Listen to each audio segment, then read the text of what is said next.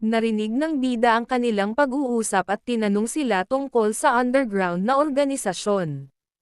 Ngunit sinabi nilang wala silang alam tungkol sa organisasyong iyon at hiniling na palayain niya sila dahil hindi nila sasabihin kahit kanino ang tungkol sa kanya. Tinanong niya sila kung gaano nila alam tungkol sa organisasyon at sinabi sa kanila na kung mag-uusap sila, baka palayain niya sila. Ang mga lalaki ay ngumiti at sinabi sa kanya na ang itim na paghihimagsik ay isang underground na organisasyon ng mga salamangkero na hindi nakikita ng publiko, at sila ay nasasangkot sa lahat ng uri ng mga krimen. Sabi ng ibang lalaki, gangman o mafia, lagi silang nasa likod, at may koneksyon din sila sa media at politika at parang ginagawa nila ang gusto nila. Sinabi nila sa kanya na laging may malapit na sangay sa kabukatso, at umaasa silang makapasok. Pinatay niya sila at umalis. Iniisip na may binanggit si Tsunade tungkol sa ilegal na aktibidad ng salamangkero at mga Black Rebellion. Naisip niya na ang pagharap sa mga halimaw at sakuna ay dapat ipaubaya sa akademya. Si Kusanagi Minato, bilang itim na salamangkero, ay dapat linisin ang underworld. At tumingin siya mula sa itaas at naisip na oras na para ibaba niya ang sangay ng Kabukishio. Samantala, sa Kabukishio, nagtipon ang mga tao sa labas ng magarbong cabaret club, kung saan nakatayo ang dalawang batang babae bilang mga modelo. At natuwa ang lalaki, dahil ang halagang makakasama nila ay 8,000 yen sa loob ng 60 minuto, at kalahati ito para sa unang set. Naisip ng pangunahing pinuno na ang mga modernong entertainment district ay tiyak na magiging live at nakakabulag, at nakakadama siya ng mahika sa lahat ng dako ngunit hindi niya matukoy kung alin ang kabilang sa organisasyon. Nagpasya siyang magsimula sa pamamagitan ng pag-aresto sa ilang mga lalaki na gumagawa ng mga kadudad-dadang bagay sa paligid. Nakita niya ang dalawang lalaki na nakatingin sa loob ng sobra at tinanong ang lalaki sa tabi niya kung ito ang tamang bagay, at sinabi niya na ito ay magdudulot sa kanya ng mga bola. Tinanong niya ang pangunahing tauhan, na patuloy na nakatitig sa kanya, kung ano ang tinitingnan niya at tinanong siya kung gusto niyang mapatay. Binugbog niya ang mga ito at napagtanto na wala silang alam tungkol sa organisasyon. Iniulat niya ito sa pulisya at nagpatuloy. Tinanong niya ang ilang iba pang mga lalaki na tila kakaiba sa kanya, at sinabi nila sa kanya na ang mga miyembro ng organisasyon ay nagtitipon sa kanluran at tinanong siya kung pakakawalan niya siya ngayon. Habang binibigyan niya siya ng impormasyon, sinuntok niya ito, sumugod doon, at umaasa na ang sinabi niya sa kanya ay dapat maging tumpak kahit papaano. Samantala, sa Bot Western kung saan pumasok ang babae at umupo malapit sa counter, tinanong siya ng lalaki kung ano ang maaari niyang makuha para sa kanya, at tinanong siya nito kung mayroon siyang anumang impormasyon. Tinanong ng lalaki kung anong uri ng impormasyon ang gusto niya, at nagtanong siya tungkol sa hideout ng itim na rebelyon. Sinabi niya sa kanya na siya ay mali at dapat magtanong ng ibang tanong. Natigilan siya, at sinabi niyang dapat niyang itanong kung ano ang susunod na mangyayari sa kanya. Napatingin sa kanya ang mga lalaki nang may narinig silang sumisinghot sa kanilang negosyo, ngunit hindi nila inaasahan na ganito pala ito kaganda. Siya ay nag-aalala at napagtanto na siya ay pinakain sa maling impormasyon na sila ay umaatake sa kanya. Ginabayan niya ang kanilang kapwa na sunggaban siya ng buhay habang sinasalakay sila at nagpas siyang tumakas, ngunit nataman sila at nahulog sa lupa. Lumapit sila sa kanya at inabot at sinabing hindi nila alintana ang isang matigas na babae at natutuwa silang isipin ang isang babaeng katulad niya kasama nila. At humingi siya ng paumanhin sa kanyang kapatid sa kanyang isip, dahil wala siyang magawa habang sinusubukan nilang hawakan siya. Lumitaw ang itim na lalaki, at tumingin ito sa kanya, ngunit dumiretso ito sa counter at tinanong kung naroon ang mga miyembro ng underground organization. Lumapit sa kanya ang mga lalaki mula sa organisasyong iyon at tinanong siya kung siya ay wala na sa kanyang isip at kung naiintindihan niya ba ang kanyang sitwasyon, at sinabi nila sa kanya na umuwi at manatili sa kanyang ina. Sinuntok niya ito at itinapon pabalik ng napakalakas kaya nabali ang kanyang mga ngipin at tumakbo siya, at nagulat sila nang makitang napakalakas niya. Napagtanto ng batang babae na hindi siya isang ordinaryong tao, dahil ang isang karaniwang tao ay hindi maaaring magpadala ng isang tao na lumilipad ng ganoon, at naisip na ito ay isang magic. Ngunit hindi niya ito nakitang gumawa ng kahit ano at nagtaka kung sino siya.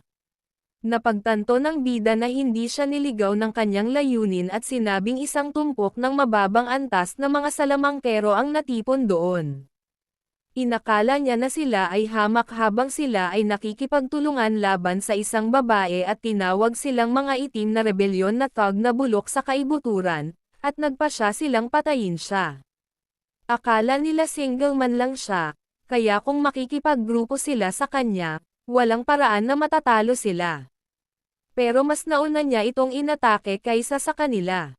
Habang iniisip niya na kahit gaano pa siya kalakas, ang mga numero ay may kalamangan laban sa kanya sa loob ng bahay, naramdaman niya na hindi siya mukhang maaaring gumawa ng isang mataas na antas ng spell, kaya ang magic ay wala sa tanong dahil siya ay, di magkaroon ng pagkakataong manalo. Sinabi niya sa kanya na tumakbo, ngunit iniwasan niya ang pag-atake at inatake sila.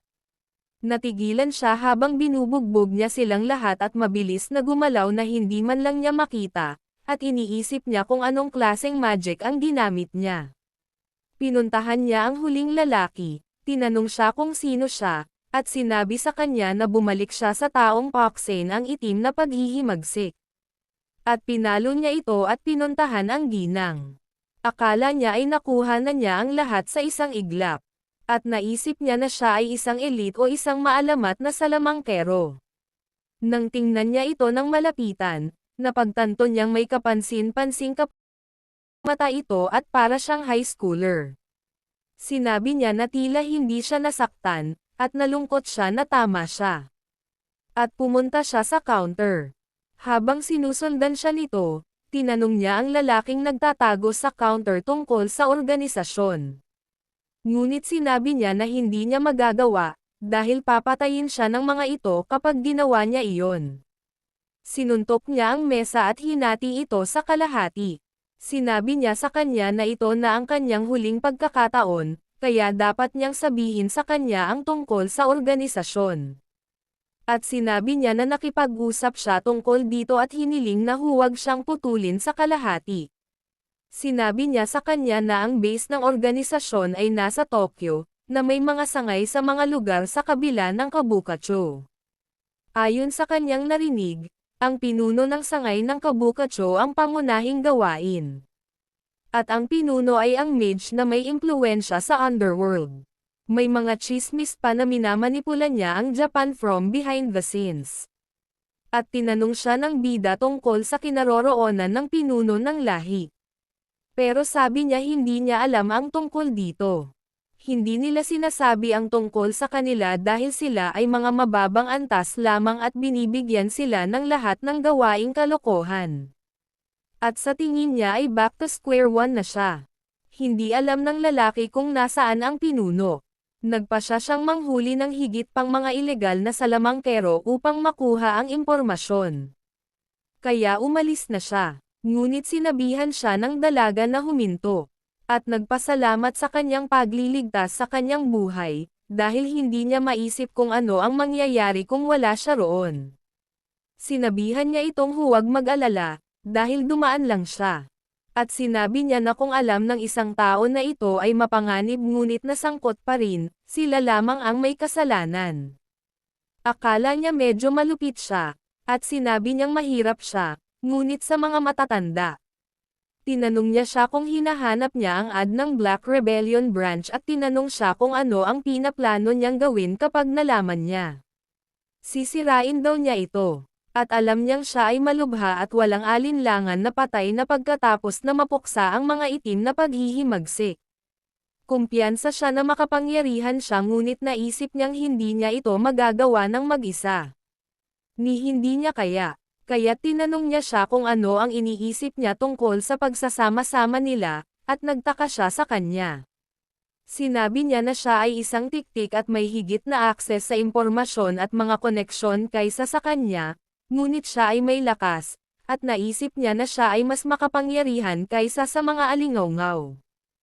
Tinanong niya ito kung nag-aalok siya ng impormasyon kapalit ng kanyang lakas. At sinabi niya na hindi ito mukhang isang perpektong pagsasama at kumilos upang abutin ang kanyang kamay patungo sa kanya, humihiling sa kanya na makipagsanib puwersa sa kanya. Habang nag-iisip pa rin siya kung sasama siya, naisip niya na bagamat kailangan niya ang impormasyon, iniisip niya kung mapagkakatiwalaan niya ang mga ito, at naisip niya na kung ang mga bagay ay magkatabi, maaari niyang palaging putulin ang mga relasyon. Kaya pumayag siyang makipagtulungan sa kanya, at naayos ang usapin. Sinabi sa kanya ng tiktik na siya ay si Leona, at sinabi niya na siya ay isang itim na salamangkero, ngunit naisip niya na ito ay isang bibig at tinanong siya kung wala siyang maikling pangalan. Sinabi niya sa kanya na wala siyang panandaliang kontrata, kaya dapat niyang tawagan siya kung ano ang gusto niya. Tinanong niya ang kanyang opinyon tungkol sa pangalang Chrono, at okay siya sa pangalang ito. Tinanong niya siya kung bakit nila siya inaatake, at sinabi niya sa kanya na hinahanap niya ang itim na hideout ng rebelyon. Sinabi niya na siya ay pabaya, ngunit hindi niya kailangan ang kanyang mga opinyon tungkol sa kung ano ang dapat niyang gawin. At tinanong niya siya kung alam niya kung paano protektahan ang kanyang sarili. Sinabi niya na alam niya ang kanyang mga kahinaan ngunit wala siyang pagpipilian dahil walang sino man ang nang-ahas na tumayo laban sa mga itim na rebelyon bilang mga buhong na salamangkero ayon sa gusto nila sa lungsod. At ang mga pulis ay masyadong nakatali sa kalamidad. Naalala niya ang mga salita ni Senad nang sabihin nito sa kanya na pagkatapos ng sakuna, ang mga halimaw ay patuloy na lumilitaw, kaya ang sitwasyon ay malubha sa matinding kakulangan ng mga manggagawa. Akala niya ay may tunay na dahilan ito. Sinabi niya sa kanya na ang kanyang kapatid ay inatake ng mga masasamang salamangkero mula nang mamatay ang kanyang mga magulang ilang taon na ang nakalilipas. At siya ang nag-aalaga sa kanya. Kaya siguro naramdaman niyang nag-iisa siya. Ngunit hindi siya nagreklamo, kahit isang beses. Isang araw, isang magnanakaw ang pumasok sa kanilang bahay, at nasaksihan ito ng kanyang kapatid, kaya inatake nila ito. Tinanong niya siya kung nasugatan ang kanyang kapatid, at sinabi niya na hindi siya gaanong nasaktan ngunit hindi pa siya nagkakamalay.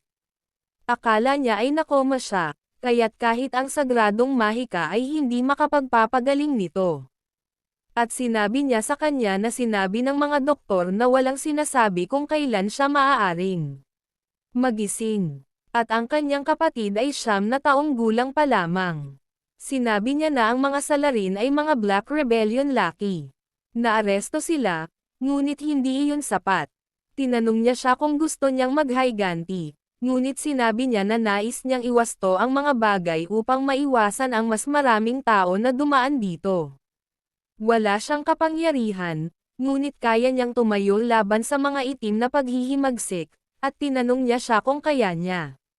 Sa tingin niya ay hindi siya nagsisinungaling, at iniisip niya kung ibinahagi niya ang kanyang kwento sa kanya upang maiwasan ang pagtataksil sa kanya. Iniisip niya na siya ang matigas na tao, ngunit kinamumuhian niya ang mga desperadong uri, at sinabi niya sa kanya na kung mapatunayan niyang matulungin siya, maaari niyang talunin sila. Ipinakita niya sa kanya ang kanyang talaarawan at sinabi sa kanya na huwag maliitin ang network ng impormasyon sa tiktik, dahil nakahanap siya ng ilang potensyal na taguan. Ngunit mayroon silang napakarami sa kanila. Sinabi niya na maaaring sila ay yakuza o ang mafia, kaya naman siya ay maingat na nagpapatuloy. Ngunit sinabi niya sa kanya na ibigay sa kanya ang lahat ng lokasyon ng kanilang hideout, at iniisip niya kung ano ang gagawin nito. Sinabi niya sa kanya na papasok siya, ngunit naisip niya na ito ay masyadong walang ingat, dahil kahit gaano siya kalakas, iyon ay tulad ng paglalakad sa kanilang kamatayan. Ngunit tiniyak niya sa kanya na hindi siya mamamatay, dahil siya ang Black Mage. Salamat po sa panonood.